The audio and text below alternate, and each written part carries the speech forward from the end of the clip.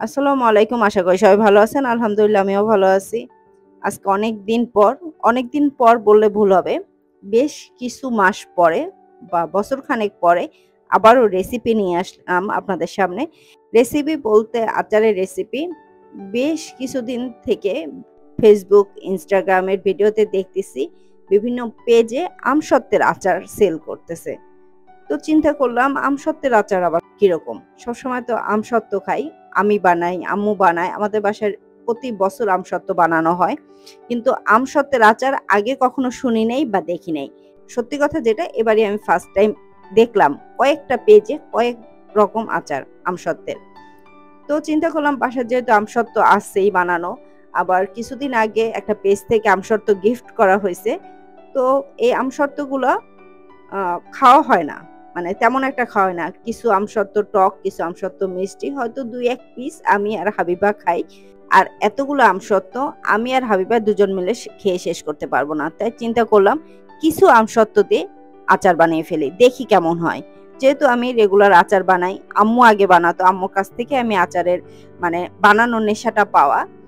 তো এখানে কিছু আমসত্ত্ব আমি নিয়ে নিছি। কিছুটা টক আমসত্ত্ব আর কিছুটা মিষ্টি আমসত্ত্ব। লাল যে আমসত্ত্বটা সেটা হচ্ছে পাকা আমের আমসত্ত্ব। এই আমসত্ত্বটা মিষ্টি আমসত্ত্ব। আর কালো যেটা সেটা টক মানে কাঁচা আমের আমসত্ত্ব টক। এই আমসত্ত্বটা টক মিষ্টি।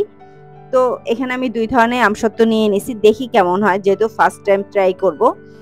তো এই আমসত্ত্বগুলো আমি কুচি করে কেটে নিছি। এখন আমি এটাকে আচার বানাবো। যদি ভালো হয় তবে আপনাদের সাথে পুরো ভিডিওটা শেয়ার করব। আর ভালো না হলে জানি না কি হয়। ইনশাআল্লাহ আশা করি ভালো হবে। এই আচারটায় আমি কোন ধরনের চিনি ব্যবহার করব না। পুরো আচারটাই গুড়ের উপরে মানে বানানো হবে। কোন ধরনের পানিও ব্যবহার করা হবে না।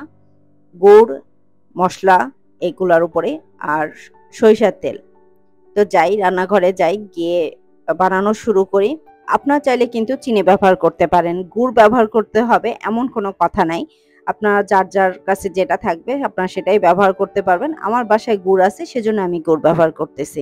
তো বেশি বকবক না করে রান্নাঘরে যাই, আচারটা বানানো শুরু করি।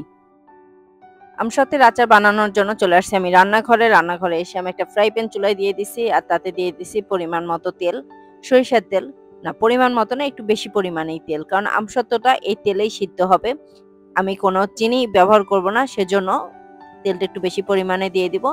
আর তেলটা গরম হওয়ার সাথে আমি দিয়ে দিব রসুন কুচি আর আস্ত পাঁচফোড়ন দিয়ে খুব ভালো করে নেড়েচেড়ে ভাজা করে নেব। রসুন কুচিটা যখন একটু লালচে হয়ে আসবে তারপরে আমি অন্যান্য উপকরণগুলো দিয়ে দিব।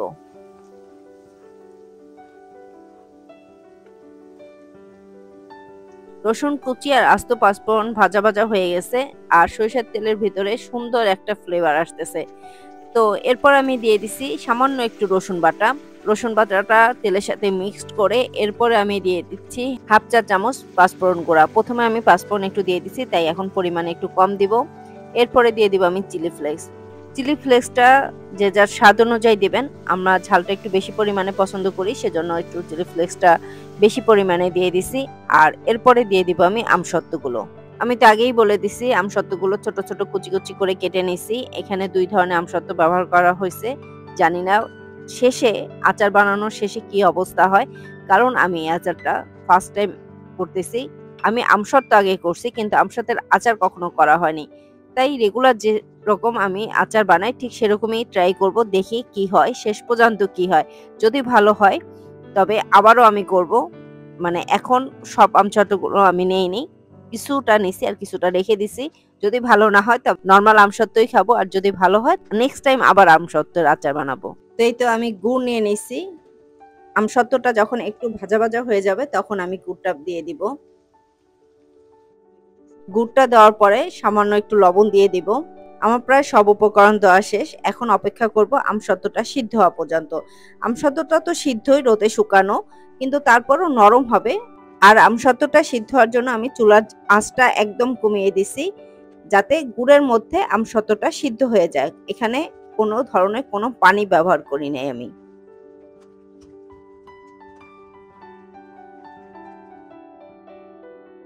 ১৫ মিনিট পর আমার আচারের এই অবস্থা। তো কিছুটা গলে গেছে, কিছুটা আস্ত আছে। এই অবস্থায় আমি দিয়ে দিব বিট লবণ।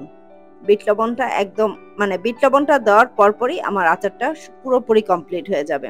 তো এখানে আমি যেহেতু ২ ধরনের আমসত্ত্ব ব্যবহার করছি, একটা মিষ্টি, একটা টক। আমার মনে হচ্ছে মিষ্টি আমসত্ত্ব যেটা সেটা মানে আস্ত আছে, আর টক আমসত্ত্ব যেটা সেটা গলে গেছে। তো দেখা যাক, খাওয়ার পরে বোঝা যাবে কেমন হয়েছে আচারটা। আমার আচার পুরোপুরি শেষ। তো এখন চুলাটা বন্ধ করে দেব। আর আমি সবসময় আচারে বিট লবণ ব্যবহার করি শেষ মুহূর্তে। যারা আচার বানান তারা ব্যবহার করে দেখবেন। আমার কাছে মনে হয় বিট লবণটা দিলে আচারের টেস্টটা পুরোপুরি চেঞ্জ হয়ে যায়, মানে অন্যরকম একটা ফ্লেভার আসে। ভাইরে ভাই, কি আচার বানাইলাম! বানানোর সাথে সাথে অর্ধেক আচার শেষ। মানে আচারটা আমি আর হাবিবা মিলেই শেষ করছি। আসলে আচারটা এত মজা হবে আমি নিজেই বুঝতে পারি নাই। এই দেখেন, ১ বয়ম আচার হয়েছিল। তো দুপুরে আচারটা আমি বানাইছি। এখন বিকেল বেলা মানে সন্ধ্যার পরপর এই দেখেন কতটুকু আচার আছে। আর এই যে আমসত্ত্বটা এটা সম্ভবত মিষ্টি আচার, মিষ্টি আমসত্ত্বটা এটা গলে নাই, এটা আস্তে আছে। আর যেটা কাঁচা আমসত্ত্ব ছিল সেটা গলে গেছে।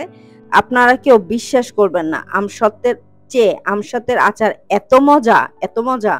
মানে আমি যদি না বানাতাম আর না খেতাম তাহলে আমি নিজেও বিশ্বাস করতাম না। তো এখন মনে হচ্ছে বাসায় যতগুলো আমসত্ত্ব আছে সবগুলোই আমি আচার বানায় ফেলি।